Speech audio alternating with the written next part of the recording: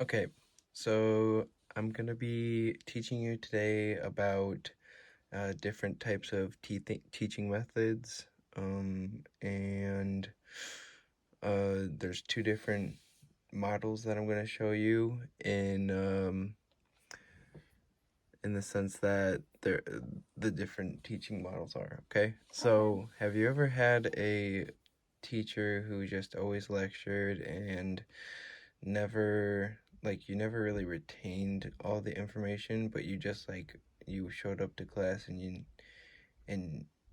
you just sat through a boring lecture? Yes. Okay, what kind of class was it? It was in high school, either econ or pre-calc. Okay. And you just feel like you were just sitting there as the teacher was just lecturing you and just talking to you. Yeah, and it didn't matter if we didn't understand it, they never stopped to explain. I always had questions, especially in pre-calc, and I would ask questions and still they didn't actually explain it. They just repeated what they said, and I never understood it. All right, well, that would be an example of this traditional teaching method. So, say you have the object, which would be like um, either calculus or Pre-calc. pre-calc or any math class, or like you said, econ. That would be the object. Mm-hmm. The expert would be the teacher, and then the expert would just be listing off information to the students. Okay.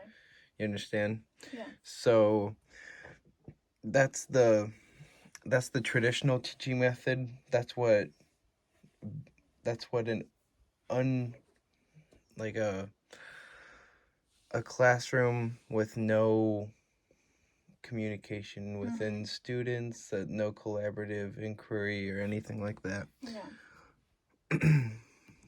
Now, have you ever been in a classroom where you have had a lot of collaborative inquiry and you have had a lot of kids talking to each other, brainstorming off of each other's ideas and stuff like that? Yes. What was It was world that? history in ninth grade, and we always did Socratic circles, and it was all of us learning together and getting through it together. Would you say those were helpful? Yes. Okay, so yeah, so this is like the subject, so it would be like your history, and then all the knowers are the students, and then there's a teacher. Mm-hmm. Everyone's bouncing ideas back off of each other. Yep. Is there anything that you can point out in this diagram that would be of any use to like retaining knowledge and stuff like that? Because in the first one, it's like one person's knowledge being just like shoved into the learner's faces. This one is like everybody. Some people could not know something. Like, let's say you have a question, but you're too scared to ask it. Somebody else may ask that question, and you can learn from that. Or they might even have a question that you didn't even think about, but now you know that.